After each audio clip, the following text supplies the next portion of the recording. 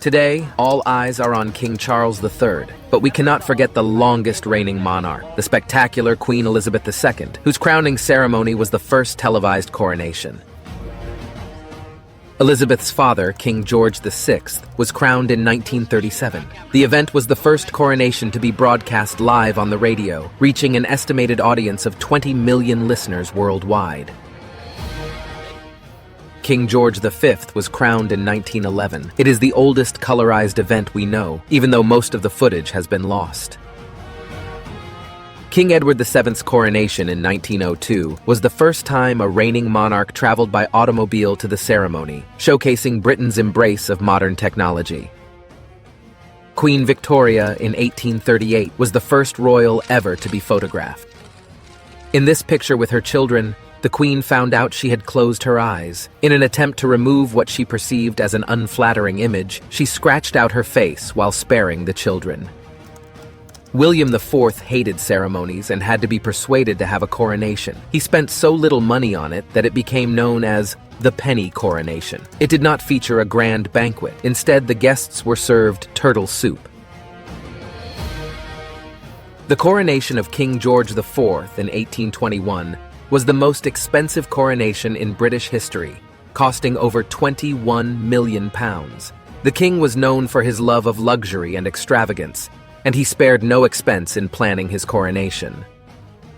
In 1761 came the coronation of George III. An interesting fact about George is that he is still the longest reigning king ever at 59 years and 96 days. George II's coronation was the first time Zadok the priest was performed. It has been used ever since and has even been modified for the UEFA Champions League.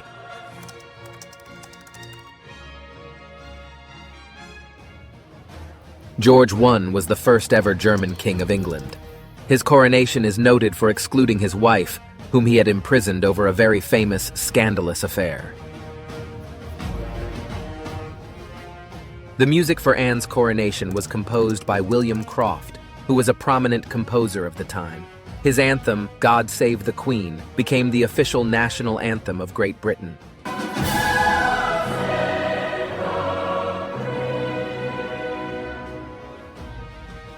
Before Anne came the coronation of William and Mary in 1689, which was the last joint coronation in Britain's history.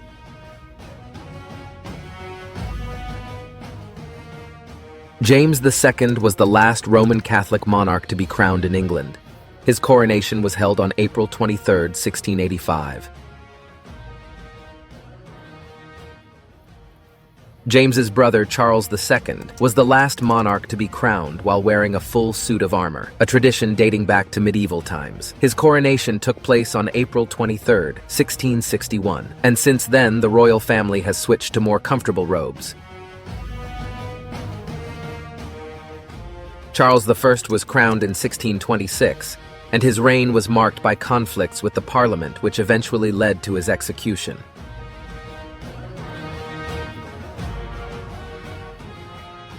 James I was crowned in 1603 and became the first Scottish king to rule the Kingdom of Great Britain and Ireland.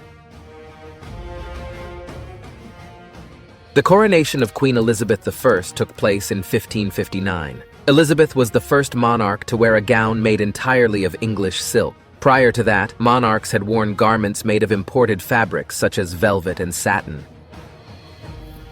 Mary I was the first ever queen regnant of England.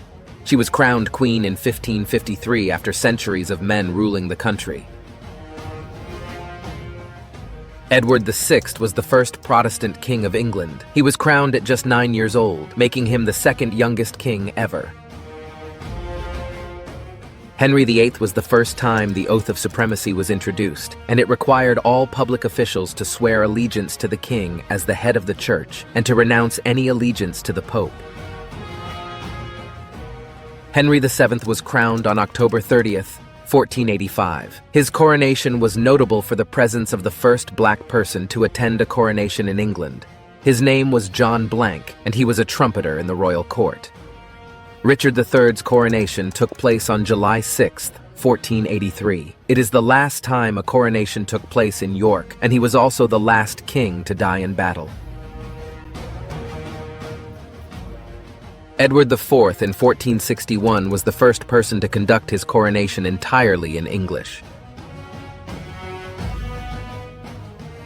Henry VI was crowned king in 1429 at the age of just 8 years old, making him the youngest person to ever be crowned King of England.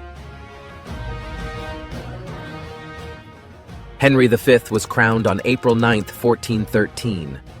The ceremony was marked by a terrible snowstorm, but the common people were undecided as to whether it was a good or bad omen. Henry IV represented the biggest shift in the English language. His coronation was in French, but he was the first monarch to conduct business in English. Before Henry, English was considered a language of the commoners. Richard II was only 10 years old when he became king, and he is often described as being the most beautiful king. Edward III was crowned king on February 1, 1327. A great military general, his coronation was noted for hosting elaborate tournaments such as jousting and sword fighting. Edward II's coronation was the first time a coronation chair was used. It had been made by his father and has been used ever since. Edward I was the first monarch to use the title King of England instead of King of the English, a shift from ruling the people to ruling the land. Henry III was crowned 3 different times. His coronation was held in 1216, 1220, and 1221.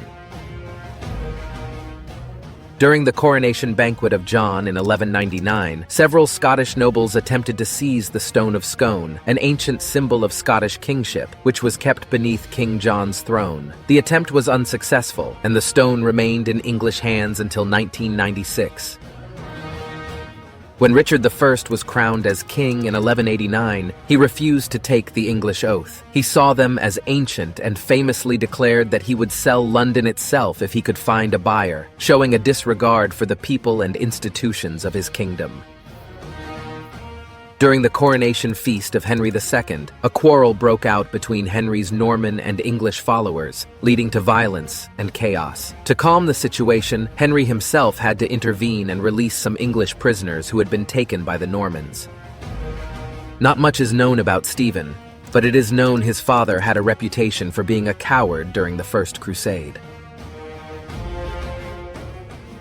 Henry was the first Norman king to marry an Englishwoman, Matilda of Scotland, who was crowned alongside him as queen consort.